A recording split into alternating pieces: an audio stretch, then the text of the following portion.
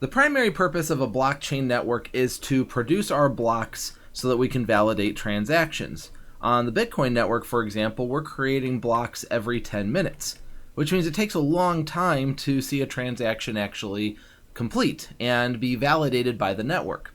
For a faster network like Solana, we're going to produce blocks a whole lot faster than that. Every 400 milliseconds, we are going to create a block. And these intervals of 400 milliseconds are known as slots, meaning that at every slot boundary, a block is going to be created. Now, in the real world, we don't always create blocks properly. Sometimes things happen. Maybe the validator isn't very responsive, maybe the network has slowed down for some reason, and so hopefully the block gets created and validates the transactions. Sometimes a block might not do so. The more efficient the network is running, the more blocks are produced.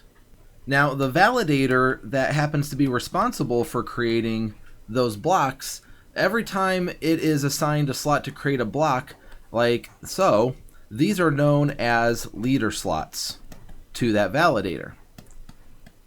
A validator gets rewarded more based on how many leader slots it has, because every leader slot is an opportunity to create a block. Leader slots are assigned in groups of 4, and so in this case, this validator attempted to create 4 blocks and only ended up creating 3 blocks because one of them didn't work for one reason or another. When the validator successfully creates a block, they are given rewards for that block creation. And so in this case, the validator would get rewards for creating 3 of the blocks, but not for that block that wasn't successfully created. So having leader slots increases the likelihood of creating blocks, which increases the likelihood that rewards are received by the validator. So validators absolutely want leader slots, and validators can earn more leader slots by attracting more stake.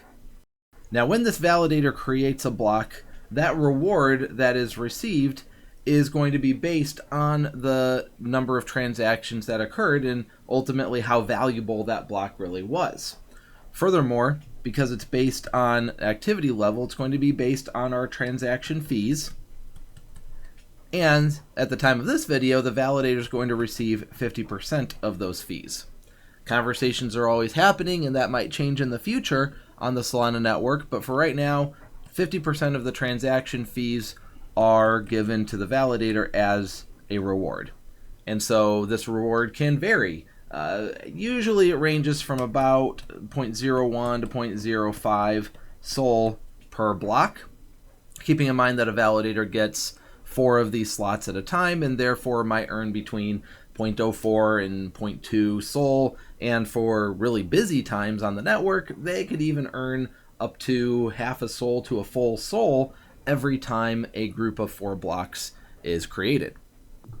Now, an important time interval in the Solana network is known as the epoch, which can be pronounced epic. I think epoch just sounds a little bit better, so I'm going to use the word epoch. Either way, we're going to see that an epoch consists of 432,000 slots. So an epoch's time interval is not based on the 24-hour clock that we use to measure time. It's based on the number of slots that have passed. And again, if we look at it as being a slot is every 400 milliseconds, this actually adds up to exactly 48 hours. So we would expect to have an epoch every 48 hours based on the slot time.